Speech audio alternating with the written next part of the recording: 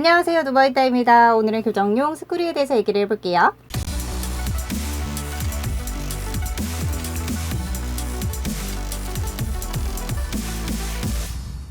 저는 스크류 안 하고 끝났는데요 라고 하는 환자분도 계실 거예요. 저 또한 스크류를 하지 않고 교정이 끝난 케이스입니다. 근데 꼭 사용해야 되는 케이스에서는 이 스크류가 굉장히 활용도가 높기 때문에 왜 사용을 해야 되는지, 식립할 때는 어떻게 하는지 간단한 내용하고요. 케이스별로 몇 가지 좀 추려서 같이 얘기를 해보고요. 스크류 식립 전후의 주의사항 얘기를 해보도록 하겠습니다. 오늘 흥미로운 내용 많으니까요. 끝까지 시청 부탁드릴게요.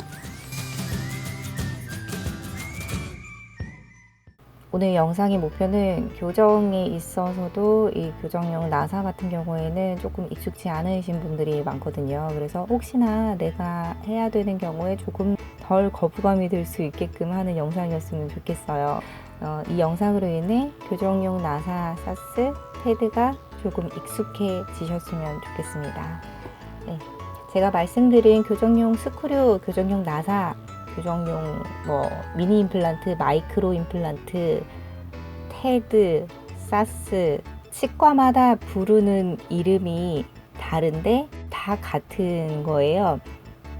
머리 부분은 한 2mm 내외 정도인 것 같아요. 2mm 정도. 그리고 길이는 다양한데 6mm에서 10mm 정도의 굉장히 다양한 길이이고, 치과 의사 선생님들의 판단에 따라서 미니스크류를 사용해야 되는지 사용하지 않아야 되는지를 먼저 판단해서 환자분께 동의를 얻은 후에 진행을 하게 됩니다. 미니스크류의 원리는 이 미니스크류 자체가 말뚝이 되어주는 거예요. 고정원이 되어주어서 내가 원하는 치아를 원하는 방향으로 원하는 만큼 움직이게 용이합니다. 미니스크류가 없이는 악교정 수술까지 고려해봐야 하는 케이스나 혹은 너무 오래 걸릴 수 있는 돌아가야 되는 교정 있죠. 그러야 되는 교정을 이 미니스크류 자체가 교정 기간도 단축시켜 줄 수 있고 수술도 비수술적인 교정 치료만으로 끝낼 수 있게 가능하게 해줬다는 그런 똑똑한 장치라고 생각하시면 될 것 같아요.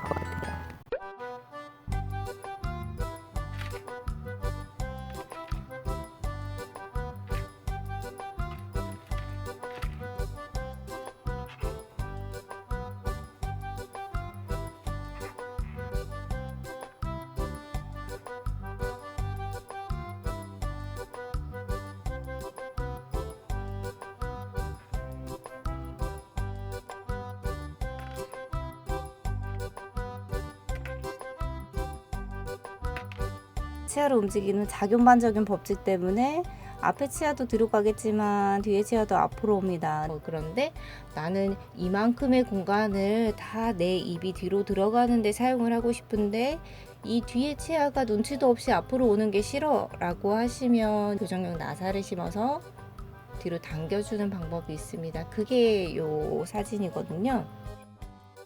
찰리와 초콜릿 공장 영화 보셨어요? 거기 보시면 어릴 때 찰리가 교정을 하는데 굉장히 좀 복잡해 보이는 장치를 이제 바깥으로 끼고 있잖아요. 근데 그게 입안에 이 나사만으로 쏙 해결이 되니까 굉장히 간단해졌죠. 물론 어린아이들에 있어서는 이 미니스크류를 심을 수 없기 때문에 소아교정에 있어서는 아직도 구해장치를 많이 사용합니다.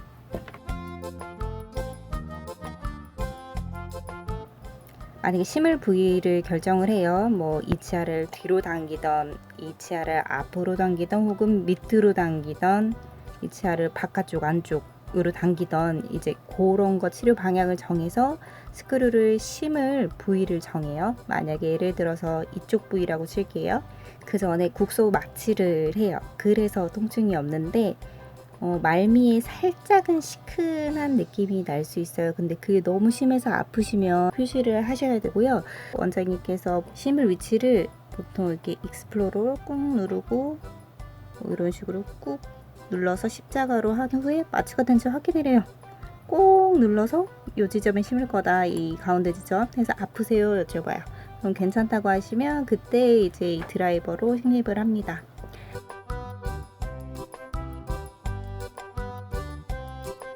저 일자 드라이버가 여기 안쪽에는 들어가기가 힘들기 때문에 안쪽이나 입천장을 쓸 수 있는 스크류 드라이버가 따로 있어요. 네, 일단 저거는 바깥쪽에 하는 스크류 드라이버고요. 그래서 골질을 느끼면서 천천히 이제 식립을 하게 되고, 그 과정에서 천천히 식립해서 골 히팅, 그러니까 뼈가 히팅되는 뭐 과정은 거의 없다고 봐도 된다고 하던데, 그래도 이제 셀라인 등을 뿌려서 이제 온도가 올라가지 않도록 시켜줍니다. 심고 나서 한 3주 정도 기다렸다가 다음번부터 씁시다 라고 하는 경우도 있고, 심자마자 바로 사용도 가능해요. 스크류는 미니 임플란트, 마이크로 임플란트라고 하지만 정말 임플란트의 그 뿌리 부분 픽스처랑은 좀 달라요. 일반적인 이제 임플란트 같은 경우에는 나의 뼈와 이제 유착이 돼서 붙어서 유지가 되는 거라고 보시면 되고, 이 미니 스크류 같은 경우는 그런 것보다는 진짜 일반적으로 내가 벽에 나사못을 심는 것과 비슷하다고 생각하시면 되세요. 그냥 그 단단한 벽에 고정이 된다라고 생각하시면 돼서, 그래서 바로 사용을 할 수 있다고 말씀을 드리는 거고, 그리고 미니 스크류에 대한 이제 갖가지 오해는 한 번 심어 놓으면 이제 뺄 때까지 빠지지 않는다라고 생각하실 수도 있는데, 빠질 수 있어요. 그러니까 특히나 이제 골질이 단단하지 않으신 분들은 또 잘 빠질 수 있고, 혹은 이제 시술자가 시술할 때 그 적절한 미리수를 판단을 못한 경우, 대부분의 요인으로는 약간 골질이 단단하지 않으신 분들, 근데 판단을 할 수가 없죠. 우리가 이렇게 일반적으로 찍는 엑스레이나 뭐 그런 걸로는 판단하기가 조금 어렵기는 하죠. 이거를 예를 들어서 생각을 해보면, 나사못을 이제 합판에 심는 것과 그냥 벽에 단단한 돌에 심는 것과는 약 그 유지력의 차이가 있을 수밖에 없다 라고 보시면 되고요. 그리고 염증이 있으면 이제 우리 멀쩡한 치아도 아프게 하고 흔들리게 하잖아요. 이 나사에도 똑같아요. 염증이 있으면 이 나사가 흔들려서 빠질 수 있습니다. 스크류를 심고 나서도요, 원래 이제 교정하시면 단단하고 질기고 큰 덩어리 음식 드시지 마시라고 하잖아요. 똑같아요. 그 큰 덩어리 음식 드시다가 이 나사를 딱 쳐가지고 흔들리는 경우도 있고, 단단한 음식을 많이 드시면 치아에만 압박이 가는 게 아니라 뿌리 부분까지 압박이 가잖아요. 그러면 그 치아 뿌리 사이에 심어져 있는 이 나사에도 압박이 전해지게 돼서 나사가 풀릴 수 있다고 합니다.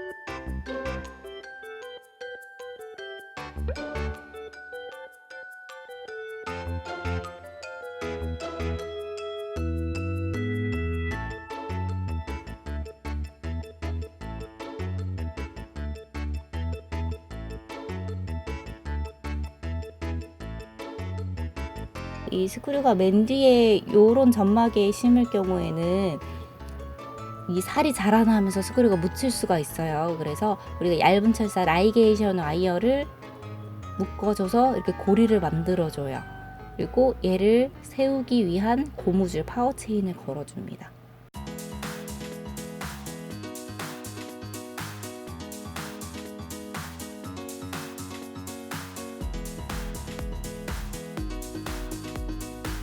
이것은 스크류를 뺀 직후의 사진인데요. 여기 보시면 요 자국 보이시죠? 이 스크류를 뺀 모습이거든요. 언젠가는 또 쓸 수 있을 거다라는 생각 때문에 교정이 끝나는 날 제거하는 경우가 많습니다. 이 스크류를 뺀 후에 이 자리는 어떻게 되나요? 라고 많이 걱정하시는데, 보통 이 잇몸의 상처는 2일, 3일 정도면 이제 여기가 메꿔지고요. 안에 뼈도 몇 달이 지나면 차오릅니다.